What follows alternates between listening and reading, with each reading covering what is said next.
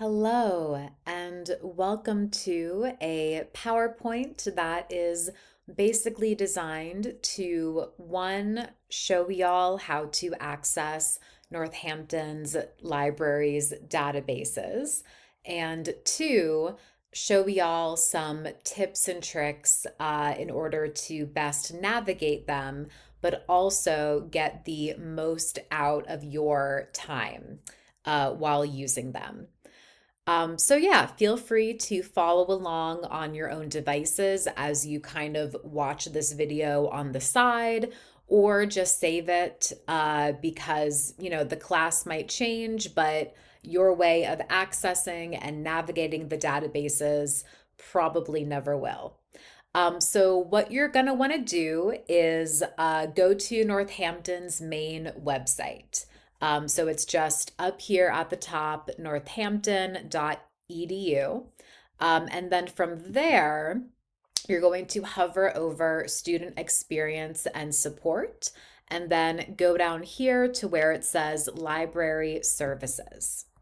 So this will pull up our library's main website, and you will know if you made it if you see this very scared child.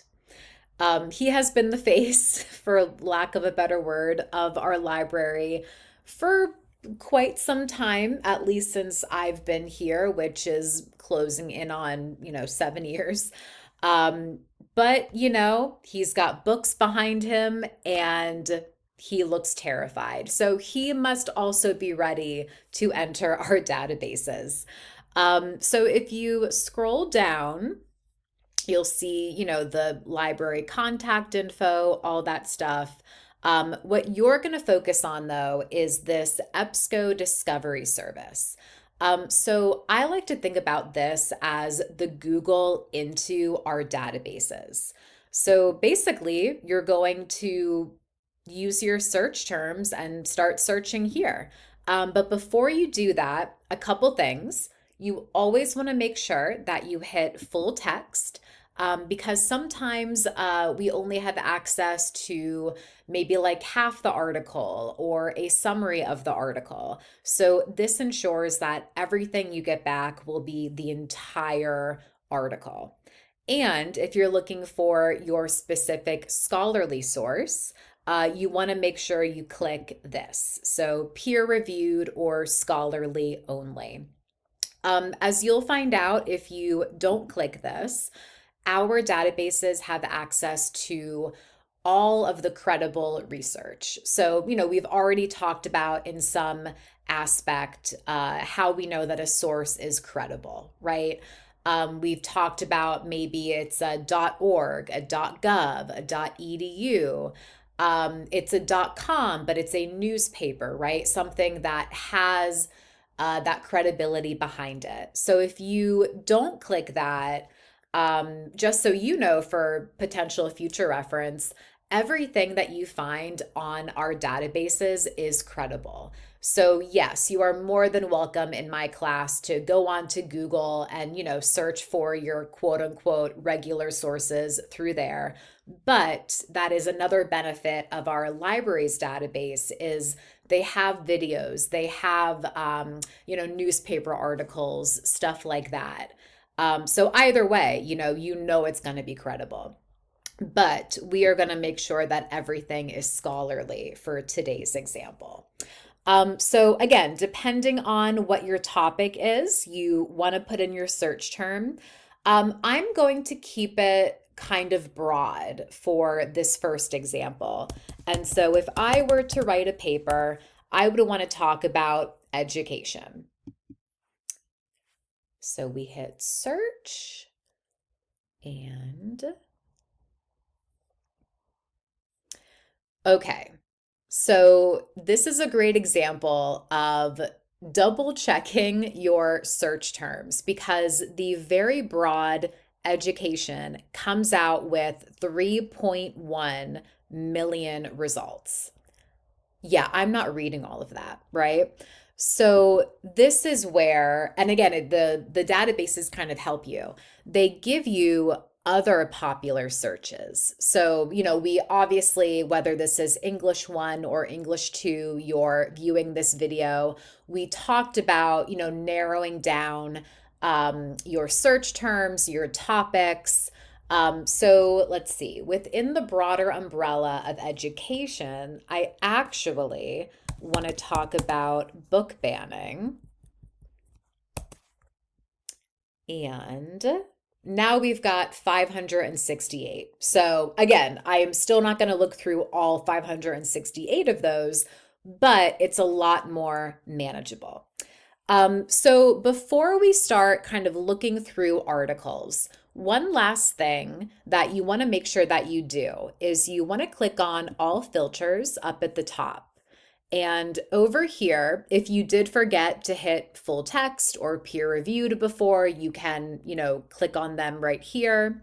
But we're going to focus on published date. So again, in terms of the most amount of credibility, you want to stick to the past 5 years. Okay, so we're going to hit apply, and this will further narrow our results to 197. Okay, so you'll see that everything here is peer-reviewed academic journal. Okay, that is, again, we obviously already clicked that, but if for whatever reason you didn't, that is your telltale sign that that is a scholarly source. So I'm just going to kind of scroll down and see what the vibes are. Okay. Yeah. Okay, well, I actually really liked the first article. Again, the title always gets me. So whenever you want to click on an article, kind of see if it's of any use to you. So the landing page will always look like this before you get into the actual article, okay? And I'll talk about that process in a second. But you want to scroll down, and there will always be something called abstract. So this is basically a summary of the article. Because again, you're not reading through every single article, or especially every single word of an article that you choose. We are practicing skim reading because, as you might find with this example, these articles can be 20, 30, 50 pages long. They are not short. But there are some tips and tricks I'll show y'all in a second for how to make the best and how to skim read effectively. So yeah, I want to look through the abstract, kind of see what is the summary of this article. Is it something that I might want to look further into, or maybe it's not anything that has to do with my particular, argumentative research paper or literature analysis essay. But this sounds pretty good, I, have a personal relationship with book banning, being an English educator in the United States. And I'm always curious to see like how other schools are handling it, and just the ramifications, like what it really does do, not just to the teachers that have to go along with it, right? But the students that are completely innocent and don't know what they don't know until they read about it. So if this is something that I would like to look further into, this is where your transition from our database to the actual article might look a little bit different. So this button right here is actually going to take me to another database in which this article is housed. You might have a button that says download PDF, or something about HTML. Regardless, whatever the wording is here, this is where you're able to actually look at the article. Okay, the wording might change, but the location and like the button will not. So for this one, like I said, it's going to take us to kind of a separate website. So this particular article is through the ERIC, or through ERIC, which is a name of a database. Please don't ask me what it stands for. I don't know. Um, but you might find like, oh, this is just the summary. Like, can I not actually look at the whole article? Right here. Download full text. So if you are taken to another website, there will always be, maybe not in this exact location, but somewhere, up here, download full text. So that is and there we go. Now I have the article in front of me. And so, yeah, this is basically you take some time, you look through it. They have the abstract or the summary posted again. And then you'll notice that we've got various sections. So there will always be introduction. And then depending on, again, like what the topic is, what the article is about, they'll probably take you through like research methods and stuff like that. This one is obviously fully based on the conversation around book banning. So I'm not even sure if there's going to be like what's the word I'm looking for? Like a hypothesis that we're supposed to follow. It seems like it is, yeah, it's just fully based on the research that they've done, which is also totally fine. So yeah, you skim, right? Look at the little subtitles. Are there things specifically that you want to add within your essay as, again, maybe it's like a point, maybe it's another perspective, right, within your topic. And yeah, you just kind of scroll through it. Okay, this looks great. I want to use it, So let me just take us back to this guy. So one thing that I really want to make sure in the last couple minutes that you come out of this video understanding two very important things. Okay. Number one, let me see if I can go back to the article here. Sorry about that. Let me take you back to our databases, right? So a couple things. You do not, maybe you want to, obviously you like this article. You want to save it so you can go back to it later. A lot of us, if this was Google, would just, copy and paste the URL. Or maybe we would save this bookmark, right? If this was Google, totally fine. It's going to take us back to said website.